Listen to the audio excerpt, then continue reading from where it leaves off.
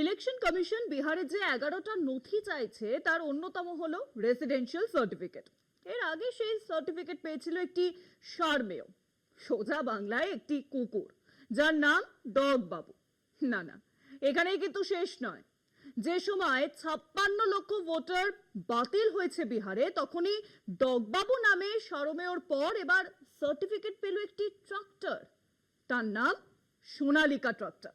বাবার নাম স্বরাজ ট্রাক্টর আর মায়ের নাম কার দেবী।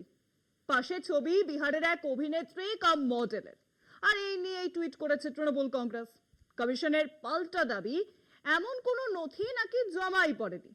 কিন্তু এই নিয়ে যে প্রশ্ন ওঠা থামছেই না, ওঠাই তো উচিত। কখনো কুকুর, কখনো ট্রাক্টর, একের পর এক হাস্যকর নজিরবিহীন ঘটনা ঘটে চলেছে বিহারে। ডগবাবুর পর এবার সোনালিকা ট্রাক্টর, চার পেয়ে সারমেয়র পর এবার 4 চাকার ট্রাক্টরের নামে রেসিডেন্সিয়াল সার্টিফিকেট তৈরির আবেদন জানানো ঘিরে বিতর্ক ভোটমুখী বিহারে। ভোটার তালিকার স্পেশাল ইন্টেন্সিভ রিভিউ পর্বে বিহারে এই নয়া কীর্তি ঘিরে তুমুল আলোচনা শুরু হয়েছে। এই আবেদন জানানো হয়েছে 17 জুলাই। আবেদনে কি জানানো হয়েছে? বিহারের সরকারি নথি অনুযায়ী আবেদনকারী সোনালিকা ট্রাক্টর, বাবা স্বরাজ ট্রাক্টর এবং মা কার দেবীর নাম হিসেবে উল্লেখ রয়েছে আবেদনে।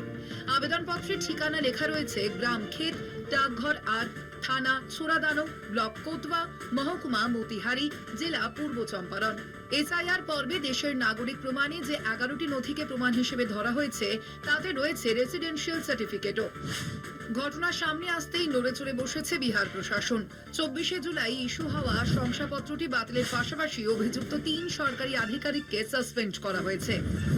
অন্যদিকে তৃণমূল কংগ্রেসের তরফে এক্স হ্যান্ডেলে অভিযোগ করা হয়েছে, আগে কুকুর এখন ট্রাক্টর। নির্বাচন কমিশনকে তারা কালিমা লিপ্ত করছেন, প্রত্যেক দিন কন্ট্রোভার্সি। সুপ্রিম কোর্টে গেছে এদের আচরণ, আর তারপরে বিহারে গিয়ে দেখা যাচ্ছে ট্রাক্টর কেউ করছে ভোটার, কুকুর কেউ করছে ভোটার। বিহারে ভোটার তালিকা সংশোধনের প্রক্রিয়া শুরু হওয়ার পর থেকে একের পর এক বিতর্কে জড়িয়েছে নির্বাচন কমিশন। ভোট নথিতে কুকুর ও ট্রাক্টরের নামে কোনো নথি জমা পড়েনি দাবি কমিশনের। অন্যদিকে অভিযুক্ত 3 আধিকারিককে তড়িঘড়ি করা হয়েছে সাসপেন্ড।